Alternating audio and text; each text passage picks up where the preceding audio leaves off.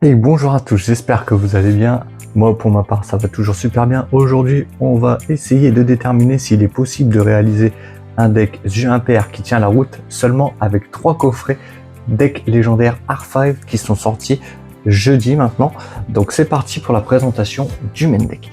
Donc on va commencer tout de suite par forcément la carte, l'une des cartes les plus importantes du deck, le dragon pendule arc aux yeux impairs, qui lui nous permet d'invoquer un monstre yeux impairs lorsque une carte est détruite sur le terrain.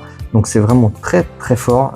Honnêtement, c'est lui qui va faire tourner le deck et nous permettre de débloquer certaines situations. Derrière, on va jouer 2 dragons de la révolution aux yeux impairs. Donc lui, son échelle pendule est de niveau 12. C'est vrai que je ne l'ai pas forcément précisé sur le dragon pendule juste avant, qui était de niveau 8. Et lui, il va juste nous restreindre qu'on pourra invoquer que des monstres dragons, mais surtout elle va nous permettre de réinvoquer, de cibler un monstre fusion synchro ou Xyz depuis notre cimetière et de l'invoquer spécialement. Derrière, on va avoir 2 dragons persona aux yeux impairs. Donc lui, c'est la carte qui va permettre de s'invoquer spécialement sur le terrain si notre adversaire a utilisé un effet de monstre. C'est généralement l'une des cartes qu'on va mettre en endboard parce qu'elle a un effet très pratique qui nous permet d'annuler les effets d'un monstre qui a été invoqué spécialement depuis l'extra deck. Derrière, on va jouer forcément 3 potartistes crâne acrobate Harlequin. Elle, c'est juste une bonne tuto, lorsqu'elle est invoquée normalement. Vous pouvez ajouter un monstre potartiste, de monstre pendule magicien ou monstre jeu impair depuis notre deck à notre main. Donc on va pouvoir aller tuto presque tout le deck avec cette carte, donc c'était obligé de la jouer en x3. Derrière, on va jouer 3 voyants aux yeux impairs potartistes. Donc c'est une échelle pendule de niveau 1, donc c'est vraiment très très pratique dans le deck. Derrière, on va jouer un petit Singo clavier potartique qui lui pareil, vous pouvez défausser cette carte, révéler un monstre potartiste ou yeux impair dans votre main, et si vous le faites, réduire le niveau des monstres dans votre main de 1 le reste de ce tour. Et son effet pendule aussi, qui est une échelle pendule de niveau 1. Donc l'échelle pendule de cette carte devient 4, sauf si vous avez une carte potartiste dans votre main, zone pendule durant votre main phase. Si cette carte a été activée ce tour, vous pouvez ajouter un monstre potartiste de max niveau 4 depuis le deck à notre main. Donc c'est vraiment très très fort, on peut vraiment aller tuto les cartes qu'il nous faut pour démarrer nos combos. Donc honnêtement, il est très difficile de brick avec ce deck. On va jouer un petit sorcier astrographe en x1, un dissolveur aux yeux impairs potartiste pour sortir nos fusions, un synchronique aux yeux impairs potartiste pour pouvoir effectuer nos synthoniseurs, un petit sorcier pendule potartiste, une fille ange potartiste, un Gentrude potartiste, un majordome aux yeux impairs potartiste. Donc voilà pour toutes les cartes monstres et on va dire magie parce que ce sont tous des monstres pendules. Donc voilà pour la partie monstre. Derrière, on va passer aux magies. On va jouer 3 Iris Céleste, qui est une très bonne carte, qui a un effet de protection quand nos monstres pendules sont en pendulation dans nos zones pendules, et on peut cibler une carte face recto que vous contrôlez, détruisez-la, et si vous le faites, ajoutez une carte jeu impair depuis votre deck à votre main. Donc c'est vrai que pour ceux qui connaissent peut-être pas forcément les monstres pendules, généralement quand elles sont détruites, elles se mettent sur l'extra deck face recto. Du coup, ce qui nous permet toujours il y a certaines cartes qui vont être importantes, ou même pour faire nos invocations pendules, si on a des monstres depuis l'extra deck, ça va être très très important pour remplir notre terrain.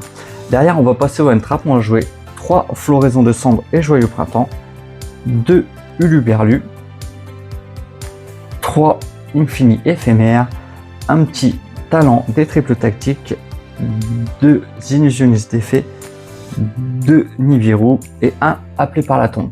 Donc voilà pour la partie du main deck. Comme vous pouvez le voir, on joue quand même pas mal de N-Trap, donc c'est un deck qui peut vraiment bloquer l'adversaire. Et en plus, il peut partir sur des combos totalement fous. Donc c'est vraiment un très bon deck. Certes, un peu compliqué à prendre en main, mais honnêtement, c'est vraiment un bon deck si vous voulez démarrer les pendules. En plus, c'est un deck qui est réalisé que avec des cartes du deck légendaire Arc 5. Donc certes, en 3 exemplaires, ça représente un petit budget, mais honnêtement, on n'est même pas sûr d'acheter forcément 3 exemplaires. Je pense que 2 peuvent suffire. On va passer à l'extra deck, donc un extra deck assez basique. On va prendre une IP Masquerena, une petite SP.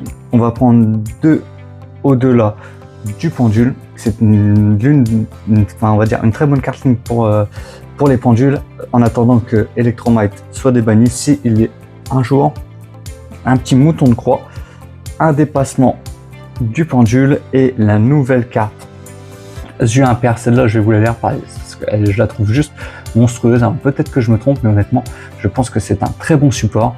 Donc 2 monstres, un monstre pendule inclus. Vous pouvez cibler une autre carte que vous contrôlez, détruisez l'homme. Et si vous le faites, piochez une carte. Durant votre tour, lorsque votre adversaire active une carte ou un effet, en effet rapide, vous pouvez défausser une carte, annuler l'effet. Vous pouvez utiliser chacun des effets précédents de Dragon Force à Josue impair qu'une fois par tour. Si vous avez détruit une carte d'un monstre pendule par le premier effet de cette carte durant votre main phase ce tour, vous pouvez mener une invocation pendule d'un ou plusieurs monstres potartistes, d'un ou plusieurs monstres pendules magiciens et ou un ou plusieurs monstres Yeux impair en plus de votre invocation pendule. Vous ne pouvez gagner cet effet qu'une fois par tour. Donc non seulement elle nous permet de piocher, de faire un avantage, d'annuler un effet et en plus de mener une double invocation pendule. Donc c'est vraiment très fort, je trouve. Derrière, un petit access codeur bavard pour les OTK, il était dans le deck, on va pas s'en priver. Un petit synchro de l'aile claire, il était dans le deck Vitesse Roid. On a des monstres de niveau 6, on a une carte qui peut facilement devenir synthoniseur de niveau 1, donc on va pas s'en priver. Derrière, un petit ange du chaos, même principe, un petit chevalier du raid parce qu'on a pas mal de monstres de niveau 4. Donc qui dit chevalier du raid, dit forcément Dragon X6 de la rébellion de l'arc, qui lui est juste une machine à OTK. Derrière, un dragon suprême aux yeux impairs et bien sûr 2 dragons du vortex aux yeux impairs qui lui fait partie intégrante du combo final. On doit l'avoir sur le board parce que lorsque cette carte est invoquée spécialement, vous pouvez cibler un monstre en position d'attaque de l'adversaire, renvoyez-le à la main. Lorsqu'une carte magie ou piège ou l'effet d'un autre monstre est activé en effet rapide, vous pouvez mélanger un monstre pendule face recto depuis votre extra deck dans le deck, annuler l'activation. Et si vous le faites, détruisez la carte. Vous ne pouvez utiliser chaque effet de dragon du vortex aux yeux impairs qu'une fois par tour. Donc c'est vraiment une très bonne carte à avoir en board final. Donc voilà pour la petite présentation de ce premier deck réalisé avec les 3 decks de structure. N'hésitez pas à me dire ce que vous en pensez dans les commentaires. Pour ma part, pour finalement répondre à la question que je m'étais posée, on peut très bien réaliser un deck aux yeux impairs. Après, honnêtement, c'est peut-être pas le deck le plus facile à prendre en main. Si jamais vous connaissez déjà bien les règles avec les pendules et que vous êtes à l'aise avec ce genre d'invocation, n'hésitez pas, foncez. Honnêtement, je pense que c'est l'un des meilleurs archétypes pendules qui est sorti. Donc voilà pour ce qui est de ce deck là. Je tenais juste à faire une petite parenthèse. Je tenais à remercier mon ami avec qui j'ai commencé à jouer à Yu-Gi-Oh! Donc Pedro, qui lui a grandi avec l'anime Arc 5 et qui m'a souvent botté les fesses avec ce deck Yeux impair quand je jouais Morphtronic. Donc ça commence à dater, ça doit faire 3-4 ans. C'était le premier deck compétitif que j'avais décidé de faire et honnêtement je me suis fait battre un bon nombre de fois par ce deck là. Donc c'est vrai que c'était j'ai un attachement tout particulier par ce deck, même si je l'ai jamais trop joué. Je me suis un peu plongé dedans pour vous sortir cette decklist et honnêtement j'ai eu pas mal de souvenirs qui sont revenus. Donc Pedro, si jamais tu vois cette vidéo, en tout cas je tenais forcément de commencer avec ce deck profile pour justement te faire un peu honneur et pour nous rappeler des bons moments qu'on a passé à jouer à Master Duel là-dessus où tu m'as de nombreuses fois battu. Voilà pour la petite parenthèse. D'ailleurs le défi des 700 abonnés est toujours en cours, donc si vous avez apprécié cette vidéo, si vous voulez ne rien louper des prochaines vidéos ou juste pour me soutenir, n'hésitez pas à liker, à commenter et à vous abonner. Voilà, c'était Atlas 510, au plaisir de vous retrouver pour une prochaine vidéo, à bientôt.